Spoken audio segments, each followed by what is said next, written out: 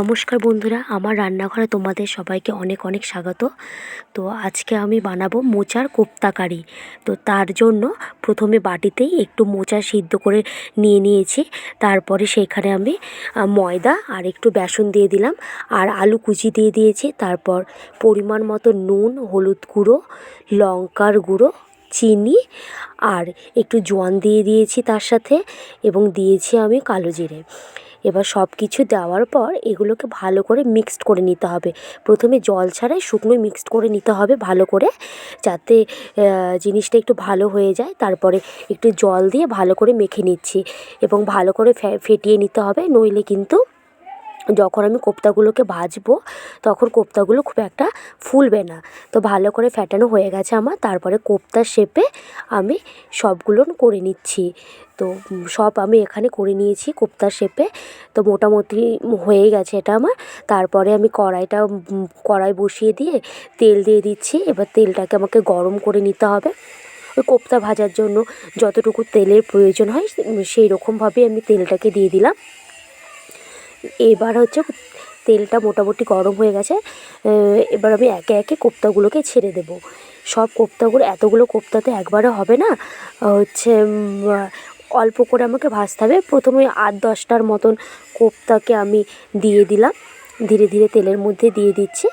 এইগুলোকে আগে ভেজে নেব ভালো করে, আর লাল করে ভাজতে হবে, নইলে কিন্তু খেতে খুব একটা ভালো লাগবে না। আর হিটটাও কিন্তু কম করে দিয়ে ভাজতে হবে। হিট কম করে দিয়ে যদি না ভাজি তাহলে কী হবে বলো তো, জোরে হিট দিয়ে ভাজলে পুড়েও যাবে এবং উপরটা হয়তো হয়ে যাবে কিন্তু ভেতরটা কাঁচাই থেকে যাবে। এই জন্য আমি হিটটা কম করে দিয়ে এই লাল লাল করে কোপ্তাগুলো ভালো করে ভেজে নিচ্ছি। এপিঠ ওপিঠ ভালো করে ভেজে নিচ্ছি। ভাজা হয়ে গেলে তারপরে কোপ্তাগুলোকে একে একে আমি তুলে নেব। তো ভাজা মোটামুটি আমার হয়ে গেছে। তো এবার আমি সব কোপ্তাগুলোকে তুলে নিচ্ছি একে একে। দেখতেই পাচ্ছ একদম লাল হয়ে গেছে কোপ্তাগুলো।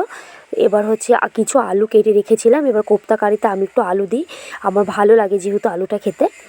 তো ওই তেলের মধ্যে আমি কাটা আলুগুলো দিয়ে দিলাম। এবার আলুগুলোকে ভালো করে একটু ভেজে নিতে হবে, একটু ব্রাউন কালার হলেই হয়ে যাবে। যতক্ষণ না ব্রাউন হচ্ছে ততক্ষণ আমাকে ভাজতে হবে। তো আলুটার মধ্যে একটু পরিমাণ মতো সামান্য একটু লবণ দিয়ে দিলাম, আর একটু হলুদ গুঁড়ো। লবণ আর হলুদ গুঁড়োটা দিয়ে এবার ভালো করে মিক্সড করে নিতে হবে। নিয়ে একটা ঢাকনা দিয়ে দিব, এবং ঢাকনাটা দিয়ে দেওয়ার পরে, ঢাকনাটা দিয়ে দেওয়ার কারণটা হচ্ছে আর একটু হিটটা কম করে দেব, যাতে আমার সিদ্ধটাও হয়ে যায় ভালোভাবে। এই 60%-এর মতো আমার সিদ্ধটাও হয়ে যাবে। তো সেই জন্য তারপরে ঢাকনাটা খুলে আমি আলুগুলো দেখতেই পাচ্ছ, দেখে নিচ্ছি যে কতটা কি সিদ্ধ হয়েছে না হয়েছে। তো ওই 60%-এর মতো অনেকটা সিদ্ধ হয়েই গেছে। তারপরে একটু আলুগুলোকে আরেকটু ভাজা করে নেব। ওই এখনও একটু ব্রাউন কালার হতে বাকি আছে। তো ওই জন্য আলুটাকে আমি ভালো করে এপিট ওপিট করে উল্টিয়ে দিচ্ছি। তারপরে তো দেখতেই পাচ্ছ আলুটা বেশ ভালো করে ভাজা হয়ে গেছে। এবার আলুগুলো সব তেল ছেঁকে ছেঁকে একে একে তুলে নিলাম। এবার ওই আলু ভাজার যে তেলটা ছিল সেই তেলের মধ্যে আমি কিন্তু এক্সট্রা করে কোনো রকম তেল দিইনি। যেই তেলে আমি কোপ্তাগুলো ভেজেছি সেই তেলে আলু ভেজেছি, এবং ওই তেলেই আমি একটু ফোড়ন দিয়ে দিচ্ছি। প্রথমে একটু তেজপাতা আর হচ্ছে গরম মশলা ফোড়ন দিয়ে দিলাম। তারপরে একটা শুকনো লঙ্কা আর একটু 5 ফোড়নও আমি দিয়ে দেব। আমি কিন্তু এটা সম্পূর্ণভাবে নিরামিষ কোপ্তা কারি বানাচ্ছি। এখানে কোনো রকম পেঁয়াজ রসুন বা এক্সট্রা কোনো মশলাও কিন্তু আমি ইউজ করিনি। তারপরে ফোড়নটা ভালো করে হয়ে যাওয়ার পরে ওর মধ্যে আমি একটু টমেটো কুচি দিয়ে দিলাম। এবার টমেটো কুচিগুলোকে ভালো করে নেড়ে চেড়ে নিতে হবে, নইলে কিন্তু কাঁচা কাঁচা গন্ধই থেকে যাবে। ভালো করে একটু, যেহেতু আমি টমেটোটাকে পেস্ট করিনি, ওই জন্য টমেটোটাকে গ্রেভি করার জন্য ভালো করে একটু ভেজে নেব, যাতে যতক্ষণ না টমেটোটা নরম হয়ে যায় এবং গন্ধটাও চলে যায়। তো এইভাবে টমেটোটাকে আমি ভেজে নিচ্ছি, দেখতেই পাচ্ছ ভালো করে একটু ভেজে নিতে হবে। তো মোটামুটি টমেটোটা গলে গেছে, পুরোপুরি গলেনি, মোটামুটি একটু গলে গেছে। তো এর মধ্যে আমি এবার কিছু গুঁড়ো মশলা দিয়ে দেব। গুঁড়ো মশলার মধ্যে বলতে গেলে একটু হলুদ গুঁড়ো আর একটু লঙ্কার গুঁড়োটা একদমই সামান্য, খুব একটা বেশি আমি দিইনি। আর ওর মধ্যে একটু নুনও দিয়ে দিচ্ছি পরিমাণ মতো, তোমরা যে যেমন নুন খাও দেবে। তো আমি একটু নুনটা কমই খাই, ওই জন্য নুনটা দিয়ে দিলাম একবারে। এবার ভালো করে মশলাটাকে মিশিয়ে নিতে হবে। যতক্ষণ না মশলা থেকে পুরোপুরিভাবে তেলটা ছেড়ে আসছে ততক্ষণ আমি মশলাটাকে কষাতেই থাকবো এবং কন্টিনিউ আমাকে কষাতেই হবে, মানে নাড়তে হবে, না নাড়লে কিন্তু মশলাটা আবার পুড়ে যেতে পারে। তো এবার দেখো মশলাটা মোটামুটি তেল ছেড়ে এসছে ভালোভাবে। আর আমি কিছুটা টক দই নিয়ে নিয়েছিলাম, টক দইয়ের মধ্যে একটু জল দিয়ে ভালো করে ফেটিয়ে রেখেছি। আর সেই টক দইটাই এবার আমি মশলাতে দিয়ে দিলাম। দিয়ে দেওয়ার পরে এবার ভালো করে এটাবে মশলাটাকে, নইলে কিন্তু আর হিটটাও কম করে দিতে হবে, নইলে টক দইটা ফেটে যেতে পারে। এবার ফেটে গেলে সেটা দেখতেও ভালো লাগবে না এবং খেতেও খুব একটা ভালো লাগবে না।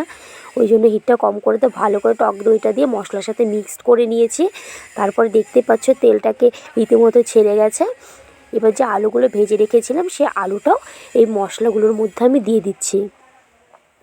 এবার আলুটা আর মশলা ভালো করে মিশিয়ে নিতে হবে, যাতে আলুর সাথে মশলাটা ভালো করে মিশে যায়। এবার মশলাটা মেশানো হয়ে গেছে, তারপরে একটু জল গরম করে রেখেছিলাম, সেই গরম জলটাই আমি দিয়ে দিলাম পরিমাণ মতো। যে যেমন জল, মানে যার যেমন লাগবে তেমনই দেবে। আমি একটু এটা বেশি গ্রেভি করবো, ওই জন্য জলটা একটু কমই দিয়েছি। এবার যতক্ষণ না তরকারিটা ফুটবে ততক্ষণ আমাকে, এবার তরকারিটা রীতিমতো ফুটে গেছে। তারপরে এখানে যে কোপ্তাগুলো ভেজে রেখেছিলাম কোপ্তাগুলোকে আমি সব দিয়ে দিলাম। দিয়ে তরকারি ফুটে গেছে কোপ্তাকারি। তারপরে হচ্ছে ধনেপাতা ছিল, ধনেপাতাটুকুও দিয়ে দিলাম। ধনেপাতা দিয়ে একটু ফোটানো হয়ে গেলে নামিয়ে দেবো। আর কয়েকটা কাঁচা লঙ্কা চিড়ে রেখেছিলাম, কাঁচা লঙ্কাটা নামানোর আগ দিক দিয়ে দিয়ে দিলাম, যাতে কাঁচা লঙ্কার একটা ভালো ফ্লেভার আসে, গন্ধটা। এবার ওই জন্য আমি কাঁচা লঙ্কাটাকেও দিয়ে দিলাম। তারপরে আমার তরকারি দেখতেই পাচ্ছ হয়ে গেছে এবং কালারটাও কি সুন্দর এসছে, ভীষণ সুন্দর কালার এসছে। তোমরা জানি না ক্যামেরাতে কতখানি বুঝতে পারছো, কিন্তু দারুণ হয়েছে।